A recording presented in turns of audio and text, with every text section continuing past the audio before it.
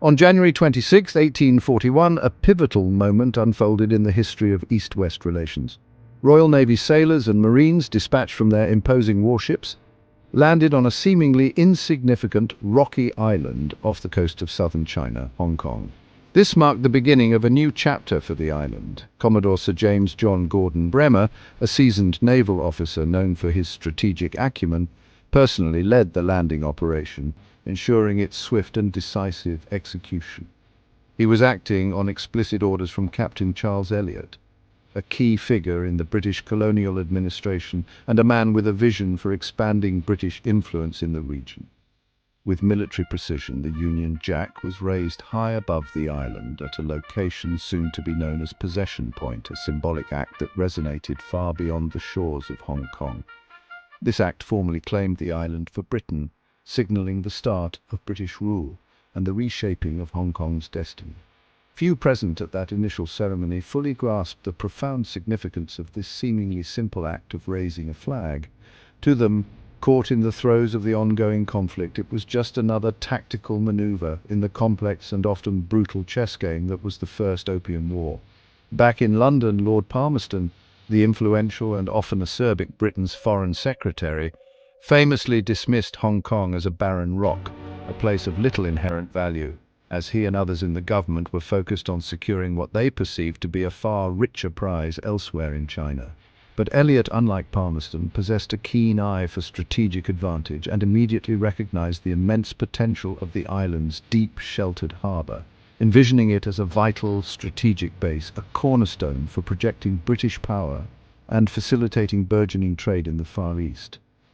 As these momentous events unfolded, local Chinese fishermen and farmers, their lives dictated by the rhythms of the sea and the land, watched with a mixture of curiosity and apprehension, utterly unaware that their traditional way of life was about to undergo a profound and irreversible transformation, ushering in an era of unprecedented change. The establishment of a British presence on Hong Kong was now an undeniable fact, a reality etched into the landscape regardless of whether it had received full legal ratification or the explicit approval of all parties involved.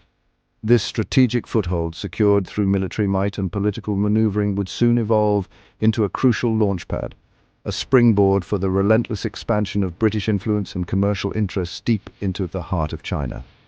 In the grand scheme of imperial ambitions, the seizure of Hong Kong was not primarily about acquiring territory for its own sake, but rather about strategically controlling vital trade routes, projecting naval power across the region, and dominating key commercial shipping lanes. This pivotal act marked the true beginning of Hong Kong's remarkable transformation, a metamorphosis from a sleepy, relatively unknown island and quiet fishing village to the bustling, vibrant and globally significant city it would eventually become. While the broader conflict of the First Opium War was far from over, with battles still to be fought and treaties yet to be signed, the British had undeniably secured a vital strategic asset, a prize that would shape the future of the region for decades to come. The raising of the Union Jack was more than just a symbolic gesture. It was a clear declaration that the full force of Western industrial power, driven by the engines of the Industrial Revolution, had definitively arrived at China's doorstep, ready to reshape the landscape. From that pivotal moment forward, Hong Kong's destiny was inextricably tied to the forces of empire, the allure of global commerce, and the ever-present threat of international conflict. The remarkable story of modern Hong Kong, a tale of transformation and resilience, began not with peaceful negotiation or diplomatic accord, but with the defiant planting of a flag on a barren rock, an act of conquest carried out in the midst of a brutal and transformative war. Britain's obsession with tea in the 18th century wasn't just a simple fondness for a beverage. It was a full-blown cultural phenomenon. Tea houses sprung up across London, becoming centres of social life and commerce. This insatiable demand created a massive trade imbalance with China. The implications of this imbalance would ripple across the globe, impacting economies and shaping international relations for decades to come. The British craved tea, importing vast quantities to satisfy their growing addiction. They desired silk and porcelain, exquisite goods that represented the pinnacle of Chinese craftsmanship. But China, confident in its own self-sufficiency, wanted little in return from the British. They viewed British goods as inferior and unnecessary. The Canton system, established by the Qing dynasty, restricted all foreign trade to one port, the bustling hub of Canton. This trade was tightly controlled by the Qing government and the Kowloon merchants, a guild of Chinese traders authorized to deal with foreigners. British traders were confined to a small designated area, forbidden from entering the city proper or learning the Chinese language, further isolating them. The system drained Britain's silver reserves at an alarming rate, threatening the stability of the British economy. This constant outflow of silver fueled frustration and resentment among British merchants and government officials alike. Diplomatic missions to improve trade relations failed miserably. The Chinese emperor, secure in his empire's power, saw no need for British goods or influence. The British East India Company's profits dwindled under the weight of this unequal trade. Silver flowed relentlessly eastward, enriching China while depleting British coffers. Britain's leaders, desperate to reverse the economic tide, saw China as a vast market to be forced open, one way or another. The Canton system, with its restrictions and limitations, was a barrier to be broken, a challenge to British dominance. British merchants felt trapped, humiliated, and increasingly desperate for a solution to their predicament. The search began in earnest for a commodity that China would not only desire but actively demand, something, anything, to reverse the flow of silver and restore Britain's economic power. The stage was set for a new, far more dangerous trade, one that would have devastating consequences for both nations. The answer, found in the poppy fields of India, would change China forever, and not for the better. The British, eager to find a commodity that China truly desired, found their answer in opium. Cultivated extensively in India under the watchful eye of the British East India Company, it was then smuggled, often under the cover of darkness, into the ports and waterways of China. British traders, driven by profit, aggressively marketed opium not just as medicine but also for recreational use, quickly creating millions of addicts across all levels of Chinese society. The social and economic impact on China was devastating, a true crisis that threatened the very fabric of the nation. Families were ruined by addiction, their lives and fortunes dissolving into smoke. Productivity plummeted as addiction took hold, leading to widespread economic decline, and crime rates soared as desperate addicts turned to theft to feed their habits. Silver, the lifeblood of the Chinese economy, now flowed steadily out of China to pay for the insatiable demand for the drug, threatening to bankrupt the nation and destabilize the entire economy. The opium trade was not simply commerce. It was a sophisticated criminal enterprise operating on a massive scale, meticulously orchestrated and ruthlessly profited from by British merchants. Opium was shipped to strategic locations like Linton Island, just off the Chinese coast, and from there it was distributed throughout the country by a network of Chinese smugglers. British traders, while reaping the immense financial rewards, kept their hands technically clean by using intermediaries, cleverly using the silver earned from opium sales to purchase tea and other goods for export back to Britain.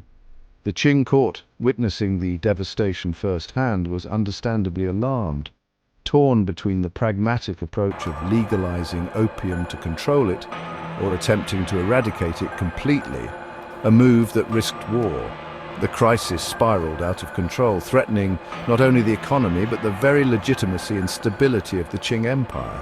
The emperor, at the heart of this turmoil, faced a stark and agonizing choice: to tolerate the insidious poison that was crippling his nation, or to confront the foreign threat that was profiting from it.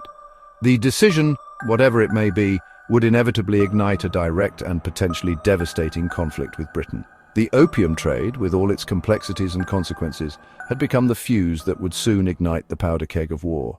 In 1838, the Daoguang Emperor appointed Lin Zexu to eradicate the opium trade. Lin moved swiftly in Canton, arresting dealers and corrupt officials. He demanded foreign merchants surrender all opium and sign a bond never to trade it again. Captain Charles Elliot, caught between Lin and the merchants, eventually ordered the surrender of over 20,000 chests of opium. Lin destroyed the opium at Human in a dramatic public act. The British community was blockaded, food and water cut off. News of the destruction reached London, sparking outrage.